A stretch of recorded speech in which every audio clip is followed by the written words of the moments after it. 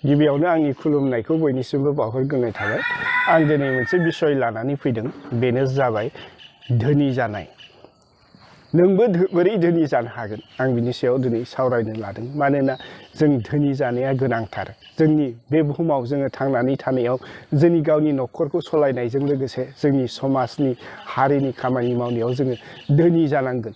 जेरावबो जोङो धोनखौ नांगौ जायो। जुदि जों गोरिब जायोबा जोङो गावनि न'खरखौबो जों सलायनो हाया, लोगोसे जों समाजनि हारिनि जेनिबो जों खामानिखौ जों मावनो हाया। ओंखायनो धोनि जानाया मोनसे गोनांथार बिसय आरो आं दिनै बिनिखायनो बेनि सायाव सावरायनो आखायाव लाबाय।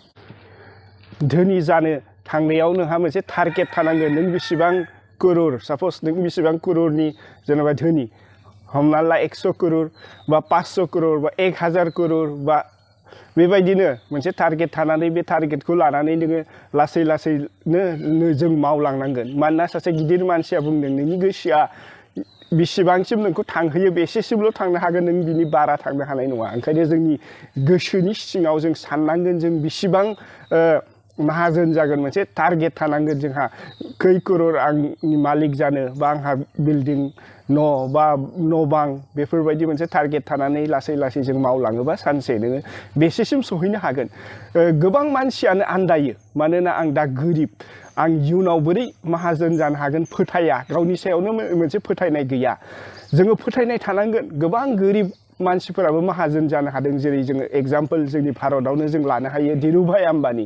बिथाङा मेट्रिक फेल जानानै पेट्रल पाम्पआवसो बियो थाव सोग्रा जाजेनदोंमोन। बेहा जेबोआनो गैयामोन। बिनिफ्रायसो बियो मोनसे गावनि गोसो सिङाव मोनसे टारगेट लानानै लासै लासै मावै मावै दिनै बिथाङा करोड़पति जानो हादों। बेबायदिनो जोंनि गोसोआव जोंहा दा बे मुहुर्तआव जानो हागौ जोंहा जेबो गैया, खिन्थु जोंनि गोसो सिङाव जों गावखौनो माहाजोन साननानै लानांगोन। जायनि जाहोनावनो गोबां गैयिफोरा माहाजोन जानो हाया। मानोना बिसोर आन्दायो, जा आं बे मुहुर्तआव आंहा जेबो गैया, आं बोरै माहाजोन जानो हागोन। गावनावनो फोथायनाय गैया, जायनि जाहोनाव बिसोरो माहाजोन जानाया गोब्राब जायो। जों गिबियावनो जोङो नागिरनांगोन नोंनि रोंगौथिया बबाव दं बा नोंनि पेसना बबाव दं, बेखौ जोङो नागिरनानै जोङो बे पेसनफोरखौ जोङो मनिटाइजेसन बा इनकामाव जों बोरै लाबोनो हायो बेखौ जोङो मावनांगोन। बे आंनि टेलेन्टआ बे दं बा आंनि पेसना बे दं, बे पेसनखौ आङो इनकामाव कनभार्ट खालामनो हानांगोन। जाहाथे आं दिनै एसे गाबोन एसे बिदिनो गावनि इनकामखौ बारायबाय थानानै सानसे जोङो गिदिर माहाजोन जानो हायो। बेबायदिनो जोङो टारगेटखौ लानानै जोङो मावबाय थानांगोन। जोंनि जिथु टेलेन्ट बेखौ जोङो बारे बारे माने मावबाय थानांगोन, साबसिननिफ्राय साबसिन खालामनांगोन, जाहाथे जोंनि इनकामखौ जों बारायबाय थानो हायो। जोङो रांखान्थिनि सायावबो गियान थानांगोन। मानोना जोङो माहाजोन जानो थांनायाव रांखान्थिनि सायाव जों गियान थानांगोन, होनबासो जों माहाजोन जानो हागोन। जोङो गियान गैयाबा जों आवगायनो हानाय नङा। जोङो थाखा फैसाखौ जोङो बोरै बाहायनांगौ बा फैसाया बोरै खामानि मावो बेखौ जोङो मिथिनो मोनबासो जोङो माहाजोन जानो हागोन। बेखौ जों बिनि सुबिदाखौ जों लानो हागोन आरो रासिन माहाजोन जानो हागोन। आमेरिकानि सासे राइटार ब्रक प्रक्टारा बिथाङा मोनसे लेखा इउ आर बर्न रिचआव लिरदों जे किसुमान मानसिफ्रा सर्टकाटावनो माहाजोन जानो नागिरो, थगाय थसि खालामनानै बा किसुमान गाज्रि खामानि मावनानै बा पलिटिक्सआव किसुमान थगाय थसि खालामनानै इनकाम खालामनो नागिरो। बेफोर मोजां खामानि नङा। बिथाङा रिसार्च खालामनानै मोनदों जे किसुमान मानसिया माहाजोन जाबाबो बिथांमोना जेलाव थांनो गोनां जायो, सुसाइड खालामनो गोनां जायो, बा बिथांमोना गोबां गाज्रि देहा परिस्थितियाव सफैयो। बिथाङा रिसार्च खालामनानै मोनदों। ओंखायनो जोङो बेबायदि सर्टकाट माने गाज्रि मेथडफोरखौ जों लानाङा। जोङो डाइरेक्ट टारगेट लानांगोन जे जों मोजां खामानि मावनानै माहाजोन जानो हायो। माहाजोन बेक्ति जानो थांनायाव जोंहा खेबसेनो गिदिर थांखियाव जोङो सहैया। फिसा फिसा थांखिफोरखौ जोङो सुफुङैसो मोनसे गिदिर थांखियाव सानसे सहैगोन। बे फिसा फिसा टारगेटखौ जोङो एकदम साक्सेस खालामनो नाजाथारनांगोन आरो बेखौ लासै लासैनो बिथांमोना फुरा साक्सेस खालामो।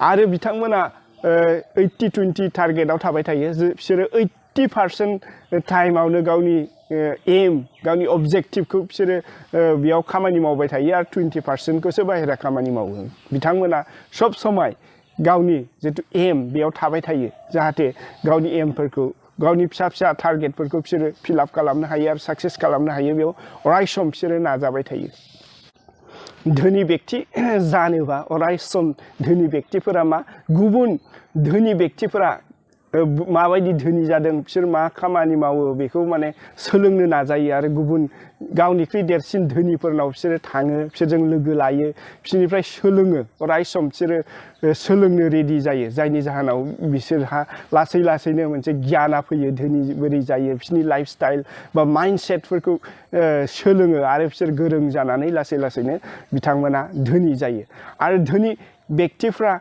केতিয়াवबो कमप्लेन खालामा जेनेबा जों बबेबा समाव फिसा फिसा टारगेटफोरखौ जोङो साक्सेसफुल खालामनो नागिरनायाव मालाबा फेलियर जायो गोबां प्रब्लेमा फैयो बिसोर प्रब्लेमनि गेजेराव बिसोर जेबो कमप्लेन खालामा बिसोर कमप्लेन खालामालाफानो नाजाबाय थायो बोरै टारगेटफोरखौ जोङो साक्सेसफुल खालामनो हागोन बेखौ बिसोरो अराय सम सानबाय थायो मा उपायजों मा राहाजों सेस्था खालामनानै आं बे टारगेटखौ फिलआप खालामनो हागोन आं बोरै देरहासार जानो हागोन होननानैसो अराय सम सानबाय थायो बिसोरो रावखौबो कमप्लेन होआ गावनि सायावबो कमप्लेन खालामा आरो गावनाव गोग्गोम फोथायनाय थानानै बिसोरो मावलांबाय थायो जिबनाव फिसा फिसा फेलियर फैबाबो बिसोरनि बे फेलियरफोरा बिसोरनि गोसोफोरखौ बायहोनो हाया बिसोरो नाजाबाय थायो बिथिं हायाबा बिथिं बोरै आंनि टारगेटफोरखौ आं साक्सेसफुल खालामनानै आङो सानसे गिदिर माहाजोन व्यक्ति जानो हागोन बेयाव बिसोरो टारगेट लानानै मावलांबाय थायो जोङो धोनि जानो थांनायाव जोंहा गोबां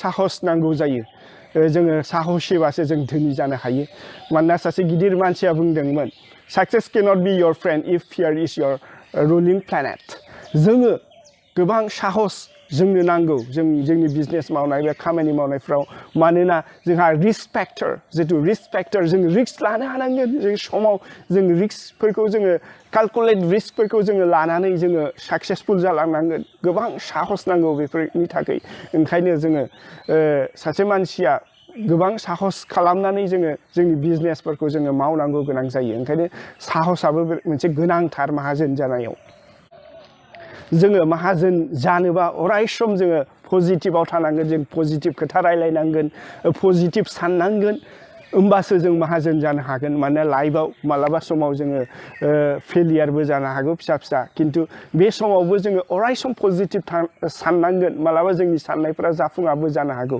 बे समाव जोङो पजिटिभ थानांगोन एनि टाइम जोंनि गोसोखौ जोङो पजिटिभ खालामनांगोन जोंनि रायलायनाय बाथ्रा खामानि गासैयावबो पजिटिभ जानांगोन होमबासो जोङो लासै लासैनो जोङो साक्सेसफुल जालांगोन आरो जोंनि मेन्टेलिटिया जेब्ला पजिटिभ थाबाय थायो होमबासो जोङो लासै लासै साक्सेस जालांबाय थायो जोङो धोनि जानो थांनायाव जोंहा टारगेट थायो बे टारगेटखौ जोङो दिने दिन जोङो फिलआप खालामलांनांगौ गोनां जायो जोङो 100% कमिटमेन्ट खालामनानै जों मावलांनांगौ गोनां जायो आरो जोङो सानसेनि उनाव सानसे जोङो मनिटर खालामनांगौ बे आं दिनै बिसिबां टारगेटखौ आं फिलआप खालामनो हादों बेखौ जोङो उन्दुनायनि सिगां खमसे खम मनिटर खालामनांगौ गोनां जायो मानोना जोङो जेब्ला जोंनि रिजाल्टखौ मोनो जोङो रासिन इन्ट्रेस्ट जानानै आरो रासिन मावनो हायो जोंहा मोनसे एकाउन्टेबिलिटिया फैयो होमबासो जोङो खामानिफोरखौ जों मावलांनो हायो आरो आं दिनै बिसिबां मावनो हाखो बा मास मोनसेनि उनाव बोसोरसेनि उनाव आं बिसिबां मावनो हाखो बेखौ मिथियो आरो जों लासै लासैनो साक्सेसफुल जायो ओंखायनो एकाउन्टेबिलिटि गावनि हिसाब गावखौ जे जेसेबां टारगेटसिम आं फिलआप खालामनो हादों बेखौ हिसाब लानायाबो गोनांथार जोङो धोनि जानो थांनो नागिरनायावबाथ' रां रुफानि थाखायल' धोनि नङा जों फारफ्रोमनिफ्रायबो जोङो धोनि जानांगोन जोङो स्पिरिचुवेलि मेन्टेलि फिजिकेलि फारफ्रोमनिफ्रायबो जोङो धोनि जाबासो जों साक्सेसफुल जानो हायो मात्र जोङो थाखा फैसानिल' नङा जोङो गावनि थाखायबो मावनो हागोनांगोन समाजनि थाखाय हारिनि थाखाय गैयिफोरनि थाखाय गुबुनखौ हेफाजाबबो होनो हानांगोन होमबासो जोङो फुल सेटिसफेक्सनखौ मोनगोन आरो फुल्लि जोङो साक्सेसफुल जानायनि जोंनि मुलाम्फाया जोंनि भेलुआ होमबासो फैगोन ओंखायनो आङो दिनै आंनि सावरायनायखौ बेयावनो फोजोबबाय आरो सोरबाफोर कमेन्ट होनो गोसोबा बिथांमोना कमेन्ट बक्सआव थांनानै कमेन्टखौ होदो आङो दिनै आंनि बे सावरायनायखौ बेयाव फोजोबबाय गोजोन्थों